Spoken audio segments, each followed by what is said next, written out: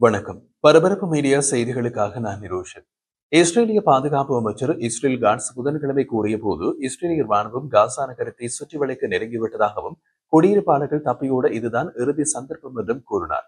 ஆனால் இஸ்ரேலிய சோதனை சாவடிகள் வழியாக செல்ல வேண்டியிருக்கும் என்றும் குறிப்பிட்டார். இந்த எச்சரிக்கையின் பின்னரும் காசா நகரத்தில் தொடர்ந்தும் தங்கியிருப்பவர்கள் தீவிரவாதிகள் அல்லது தீவிர ஆதரவாளர்கள் என்று நாம் கருதுவோம் என்று அவர் குறிப்பிட்டார். 1 மில்லியன் மக்கள் இருந்து காசா நகரில் சுமார் 8 லட்சம் மக்கள் மட்டுமே வெளியேறிய நிலையில் இன்னமும் 2 லட்சம் பேர் தங்கியுள்ளார்கள். இஸ்ரேல் ஒப்புக்கொண்ட அமெரிக்க போர் நிறுத்த திட்டத்திற்கு ஹமாஸ் பதில் கொடுக்க தயாராக இல்லை. ஹமாஸ் நடத்தும் காசாவில் உள்ள மருத்துவ வட்டாரங்கள் இஸ்ரேலிய துப்பாக்கிச் சூட்டில் குறைந்தது 35 பேர் கொல்லப்பட்டதாக தெரிவித்த நிலையில் காட்ஸின் இறுதி எச்சரிக்கை வந்தது. காசா நகரத்தை கைப்பற்ற தொடங்கியுள்ள இஸ்ரேலிய ராணுவம் புதன்கிழமை நகரத்திற்குள் செல்லும் சாலையை மூடுவதாக அறிவித்தது. செஞ்சிலுவை சங்கம் அங்கு தமது நடவடிக்கைகளை தற்காலிகமாக நிறுத்த வேண்டிய கட்டாயம் ஏற்பட்டது என்று கூறியது. இது நிலைமையை மோசமடைய போவதை காட்டுகின்றது.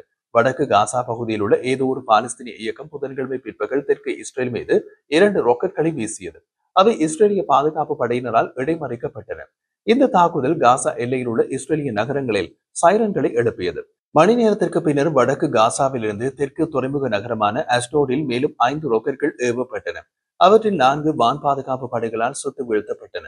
5வது திறந்த பகுதியில் தாக்கியதாக IDF தெரிவித்துள்ளது. இந்த தாக்குதல்களில் எந்த சேதமோ அல்லது காயமோ ஏற்படவில்லை. இஸ்ரேலின் மிக முக்கியமான மத நிகழ்வு யோம் கிப்பூரின் போது இந்த தாக்குதல் நடந்தது. இஸ்ரேலிய பாதுகாப்பு அமைச்சர் காட்ஸ் ஒரு செய்திக்குறிப்பில் IDF தற்போது நெட்சாரிம் வழித்தடத்தின் மேற்கு பகுதியை காசா நகரத்திற்கு தெற்கே கடற்கரை வரை கைப்பற்றி காசாவை அதன் வடக்கு மற்றும் தெற்கு இடையே பிரிக்கிறது என்று கூறினார். இது காசா நகரத்தை சுற்றியுள்ள சுற்றி வளைப்பை இருக்கும். காசாவில் நடப்பதை பார்க்கும் போது IDF அனைத்து வாய்ப்புகளுக்கும் தயாராகி வருகின்றது. மேலும் போரை முடிவுக்கு கொண்டு வரும் வழியில் அனைவரும் பணிய கைதிகளை மீட்கப்படும் வரையிலும் ஹமாஸின் ஆயுத அகற்றல் செய்யப்படும் வரையிலும் அதன் நடவடிக்கைகளை தொடர உறுதியாக உள்ளது.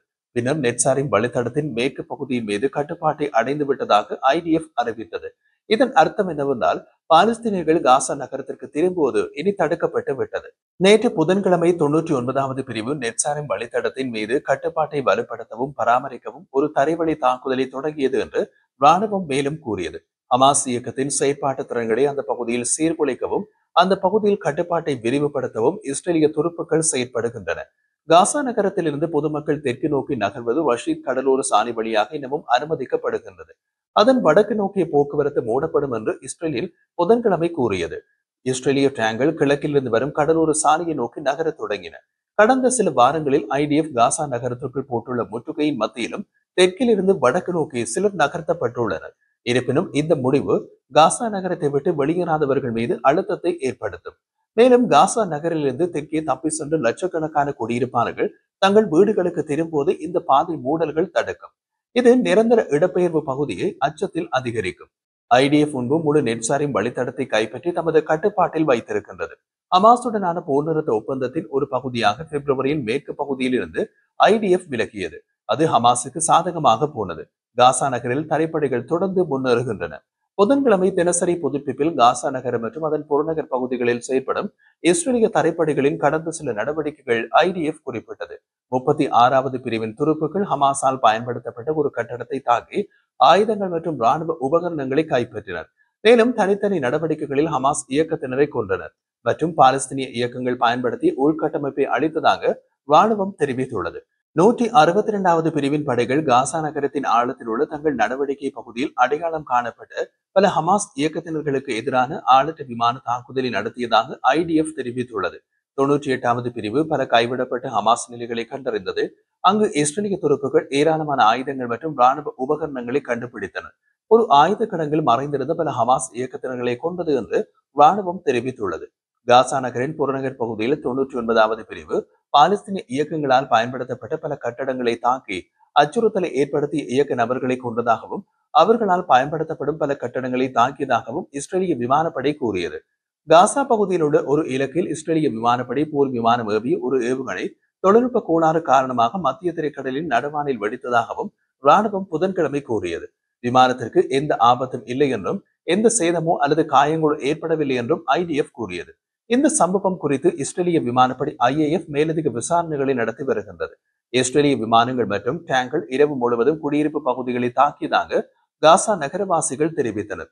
காசா நகரத்தின் அல்சிஃபா மருத்துவமனை வளாகத்தில் ஒரு கூடாரத்தில் வசிக்கும் 60 வயதான ரஃபா அல் ஹலாஃபி வெடிப்புகள் இரவு முழுவதும் நிற்கவில்லை என்று கூறினார். காசா நகரத்தின் நிலைமை தெற்கு காசா பகுதியின் நிலைமைகளிலிருந்து வேறுபட்டதல்ல என்பதால் நான் வெளியேற மாட்டேன். எல்லா பகுதிகளும் ஆபத்தானவை. குண்டுவெடிப்பு எல்லா இடங்களிலும் உள்ளது.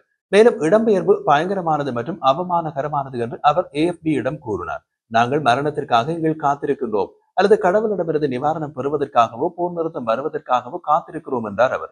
26 வயதான ஃபடல் அல் ஜட்பா தானும் காசா நகரத்தை விட்டு வெளியேற மாட்டேன் என்று கூறினார். டேங்கல் தல் அல் ஹவா சுற்றுப்புறத்தில் இருப்பதாகவும் அவை அவர் தங்கியிருந்த அல் ரிமாலுக்குள் முன்னேறினால் ஆச்சரியப்பட மாட்டேன் என்றும் அவர் கூறினார். நாங்கள் விரக்தியடைந்து சோர்வடைந்துள்ளோம். இனி எங்களால் இடம்பெயர முடியாது. உலகில் எங்களுடன் நிற்கும் எவரையும் காண முடியவில்லை. எந்த விலை கொடுத்தும் போர் நிறுத்தத்தை நாங்கள் விரும்புகிறோம் என்றார் அவர். இஸ்ரேலிய தாக்குதல்கள் புதன்கிழமை காசா நகரில் குறைந்தது 13 பேரை கொன்றதாக ஹமாஸின் சிவில் பாதுகாப்பு நிறுவனம் தெரிவித்துள்ளது.